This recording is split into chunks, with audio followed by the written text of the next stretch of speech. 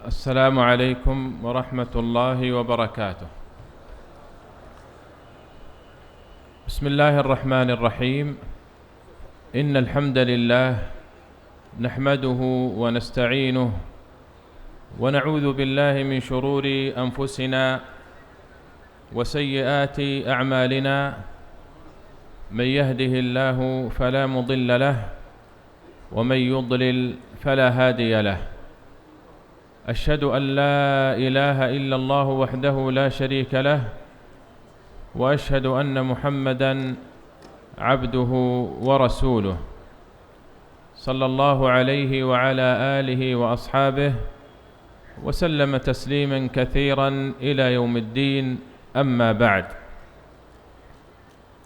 فأوصيكم عباد الله بتقوى الله جل وعلا، فلا سعادة إلا بالتقوى، ولا فلاح إلا بطاعة المولى. يا أيها الذين آمنوا اتقوا الله حق تقاته ولا تموتن إلا وأنتم مسلمون. يا أيها الناس اتقوا ربكم الذي خلقكم من نفس واحدة وخلق منها زوجها وبث منهما رجالا كثيرا ونساء، واتقوا الله الذي تساءلون به والأرحام إن الله كان عليكم رقيبا. أيها الأحبة، إن من أعظم النعم التي يمتن الله جل وعلا بها على عبده أن يوفقه وأن يمن عليه بالدخول في هذا الدين العظيم، بأن يكون من المسلمين. فهذه من أعظم النعم التي يمتن الله جل وعلا بها على عبده. وإن الثبات على هذا الدين حتى الممات هو مطلب كل مسلم، وهناك أسباب تعين على الثبات على دين الله جل وعلا، وهي عظيمة، خصوصا في هذا الزمان الذي انتشرت فيه الفتن وظهر فيها وانتشرت الشبهات والشهوات. ولعلي أقتصر على ذكر سببين يعينان المسلم على الثبات على دين الله جل وعلا. من هذه الأسباب التي تعين على الثبات على دين الله جل وعلا طلب العلم الشرعي، العلم الشرعي المستمد من كتاب الله وسنة رسوله صلى الله عليه وسلم على فهم السلف الصالح. ولا يخفى عليكم فضل طلب العلم، فإن طلب العلم من أفضل الأعمال وأجل القربات التي يتقرب بها العبد إلى الله عز وجل رب الأرض والسماوات.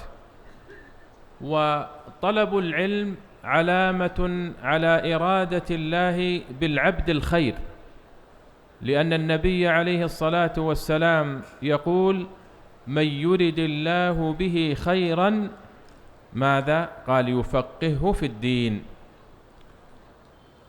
لأن التفقه في الدين يحصل به العلم النافع الذي يقوم عليه العمل الصالح، كما قال الله جل وعلا: هو الذي أرسل رسوله بالهدى ودين الحق. فالهدى هو العلم النافع، ودين الحق هو العمل الصالح. والله جل وعلا أمر نبيه عليه الصلاة والسلام بأن يسأله الزيادة من العلم، فقال جل شأنه: وقل رب زدني علما. وفي هذا كما قال ابن حجر رحمه الله دلالة على فضل العلم، لأن الله سبحانه وتعالى لم يأمر نبيه عليه الصلاة والسلام أن يسأله الزيادة من شيء إلا من العلم. فالله يا طلبة العلم بالاستمرار في سلوك هذا الطريق، واحتساب الأجر، فهو من أعظم أسباب الثبات على دين الله جل وعلا. والله الله يا طلبة العلم بتعليم الناس واحتساب الأجر من الله سبحانه وتعالى. وامتثلوا قول نبيكم عليه الصلاة والسلام حين قال: بلغوا عني ولو آية.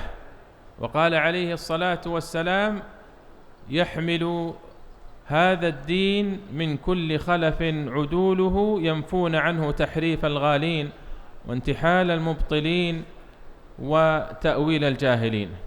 فالله الله يا طلبة العلم، المسلمون بحاجة إلى تعليمكم وإلى دعوة الناس إلى الخير وإلى تعليمهم أمور دينهم، واحتسبوا الأجر من الله، وأبشروا بالفضل الكبير والجزيل منه سبحانه وتعالى. فإن النبي عليه الصلاة والسلام يقول: من دعا إلى هدى كان له مثل أجور من تبعه لا ينقص من أجورهم شيئا. أيضا أيها الأحبة، مما يعين على الثبات على دين الله جل وعلا التمسك بكتاب الله جل وعلا. القرآن الكريم كما تعلمون هو كلام الله جل وعلا، وهو حبله المتين وصراطه المستقيم، الذي من تمسك به اهتدى، ومن أعرض عنه ضل وغوى. فتمسكوا عباد الله بكتاب ربكم، وأبشروا وأملوا، فإن المتمسك بكتاب الله جل وعلا على نور من الله، ويثبته الله جل وعلا على دينه بإذنه حتى يلقاه.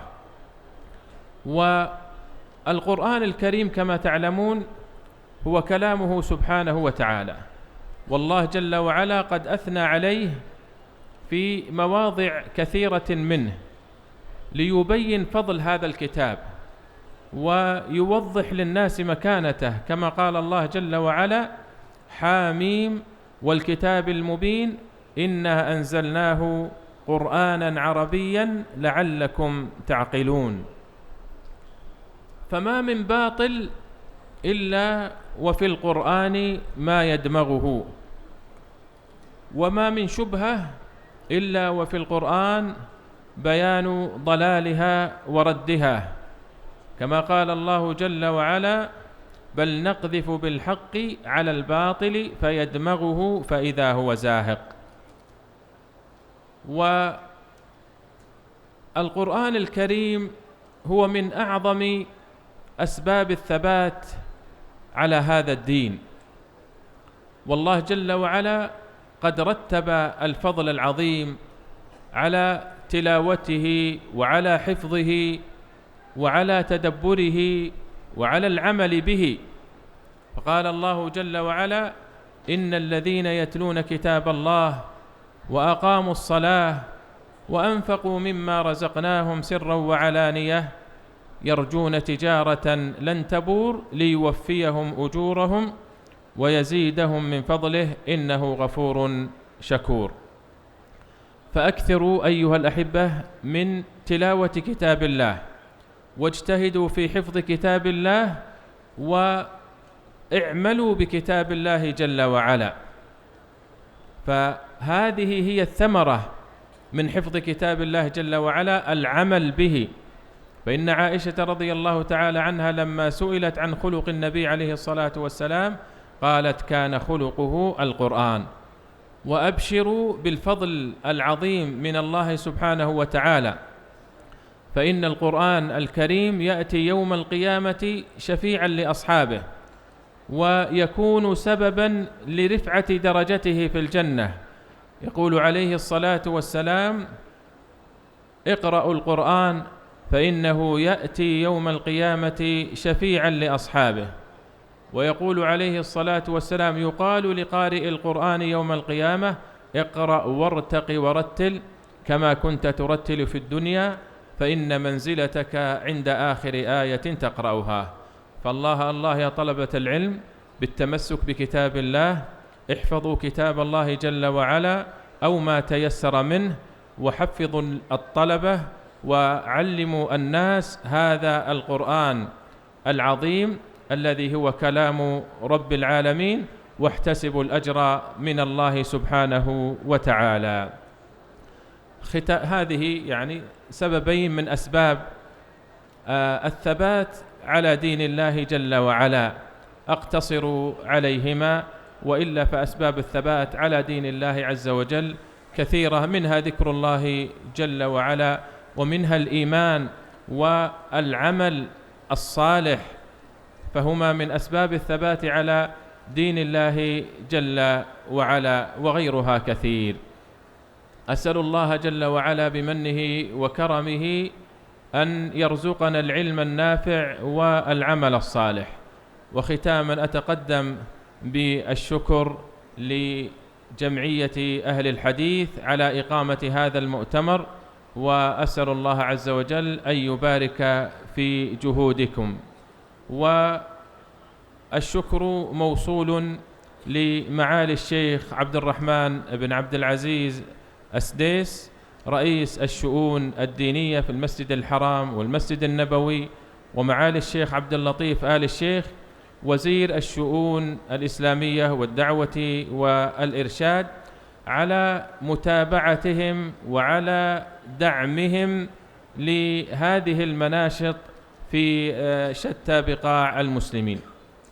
وشكر خاص لولاة أمرنا خادم الحرمين الشريفين الملك سلمان بن عبد العزيز حفظه الله ورعاه، وولي عهده الأمير محمد بن سلمان حفظه الله ورعاه، على ما يقومون به من خدمة للإسلام والمسلمين ونصرة للمسلمين وقضاياهم في شتى بقاع الأرض. ولا يخفى هذا على أحد، ولا ينكر هذا إلا حاسد أو جاهل. فأسأل الله عز وجل بمنه وكرمه أن يحفظ المملكة العربية السعودية بحفظه، وأن يكلأها برعايته، وأن يحفظ بلاد المسلمين، وأن يصلح شأنهم، وأن يصلح أحوال المسلمين في كل مكان، وأن يؤلف بين قلوبهم، وأن يجمع شملهم، وأن يوحد صفوفهم، إنه ولي ذلك والقادر عليه.